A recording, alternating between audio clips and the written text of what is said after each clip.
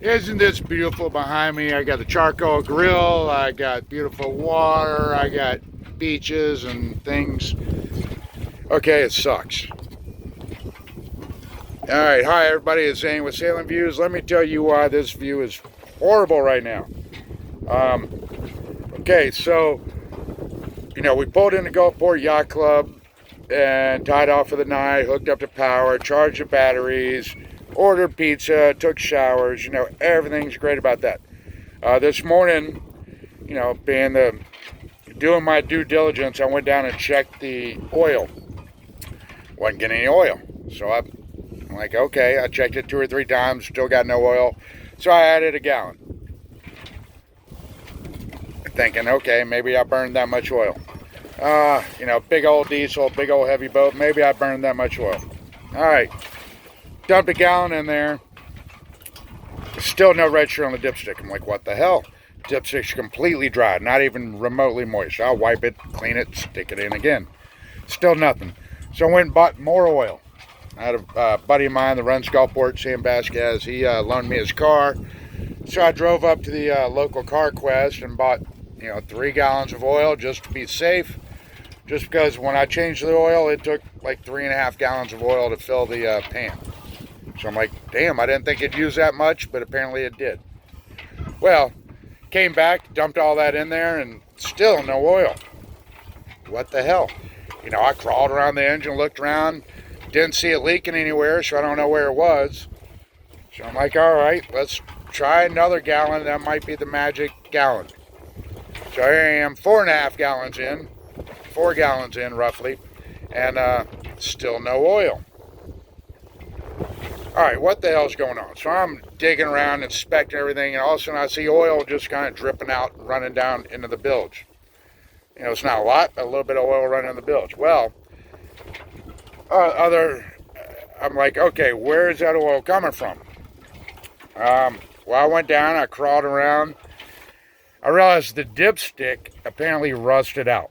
So the little container that runs the dipstick and sticks in the top of the pan, it was rusted out, and the dipstick was never in the pan. So no wonder I wasn't reading oil.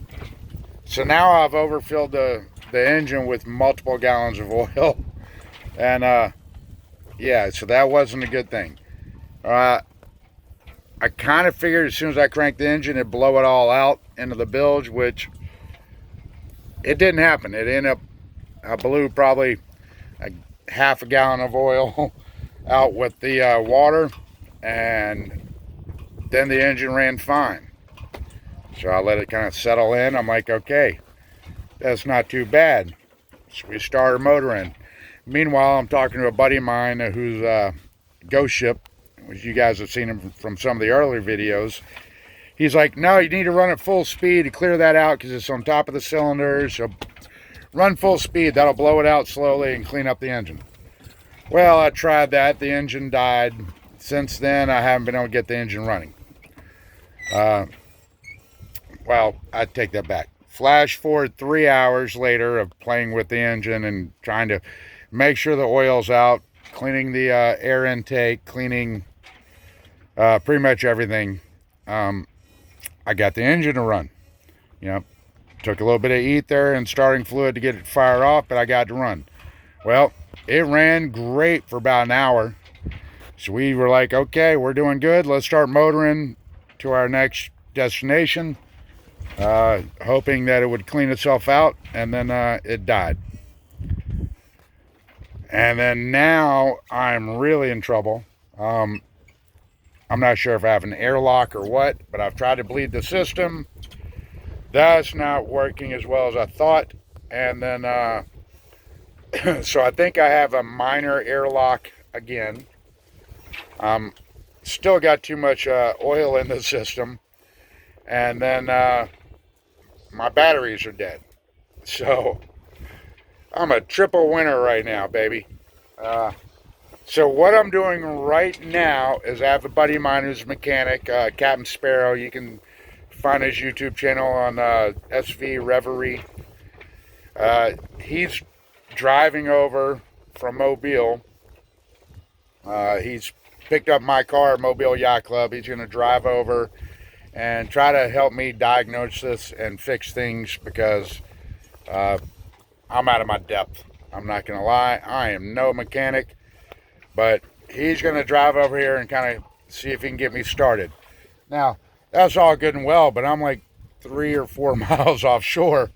So I pulled anchor because obviously, you know, the engine dies. First thing I do is go to the anchor and make sure I don't keep drifting and, you know, go places I'm not supposed to be. So I pulled anchor and I'm drifting inwards. My dinghy is here, which I'll use at some point to go get him. But we used this dinghy and this boat last month at J22's in New Orleans. You know, hanging out at Southern Yacht Club. You know, being the D-bag I am, I decided to burn up a lot of fuel and drive the dinghy 50 feet instead of walk the mile. And you do that enough, you burn up half a tank of fuel. So I've only got about half a tank of fuel in the dinghy, so I'd rather not use it now. I want to make sure we get in and out and, you know, get closer to where we are.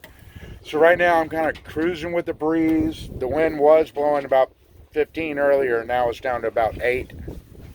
So I got a nice 8-knot wind coming from right here, literally giving me a little push into the harbor. And in a minute, I don't know if I lose my patience, which those of you that know me know I have very little patience, or, you know, I have good patience, just not on a boat.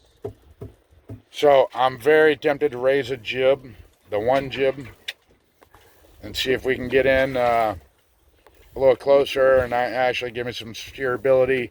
And I might even be able to sail this thing in the dock under this really small jib. But here's the problem. I don't have a roller furler, and I have a jib staysail. So I'd have to explain to my kids how to tack the jib, which means pulling it through that staysail to tack. And that probably won't go very well.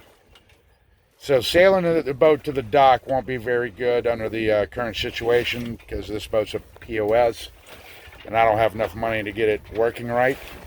So it's, and as I said, I only have one sail. So current situation there is not looking super positive, but it might get me closer to shore, which would be a good thing.